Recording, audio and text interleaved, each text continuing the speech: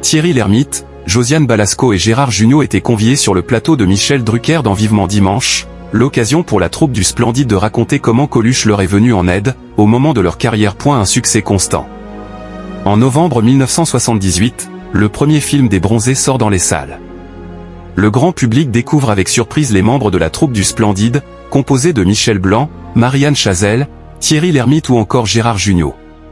Le succès est tel qu'une suite est rapidement commandée, Les Bronzés font du ski. C'est aujourd'hui un film culte, multi-rediffusé sur les chaînes, avec plusieurs millions de téléspectateurs au rendez-vous. En octobre 2024, le décès de Michel Blanc a provoqué une onde de choc dans tout le pays. L'acteur s'est éteint à l'âge de 72 ans des suites d'un choc anaphylactique. Ils étaient forcément nombreux à accompagner la troupe du Splendide, le 10 octobre dernier, pour les obsèques de l'indémodable Jean-Claude Duss dans la saga culte des Bronzés. Ses anciens camarades avaient exprimé d'une seule voix leur douleur immense au point si le succès est désormais quotidien à la troupe du Splendide, les débuts ont été plus compliqués.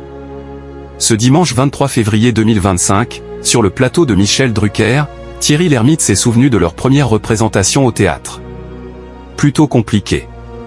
En effet, pour réaliser les travaux de l'établissement, les comédiens ont été contraints d'emprunter de l'argent à quelques personnalités, à l'instar de Miu Miu, Julien Clerc ou encore Jean Rochefort et Coluche. La première de la pièce a été catastrophique, a rajouté Josiane Balasco, on n'avait jamais fini le spectacle et on découvre que le spectacle fait 3 heures, au point.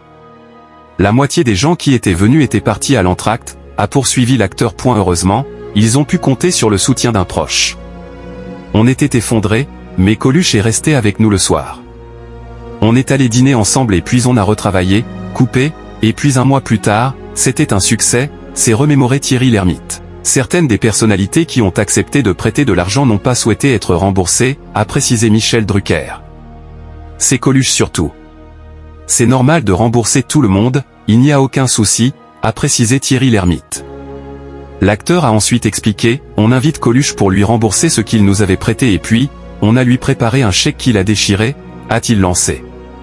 Un geste qui n'a pas été oublié, merci de nous avoir suivis, si vous n'êtes pas encore abonné, veuillez vous abonner et surtout activer la cloche de notification pour ne rien rater.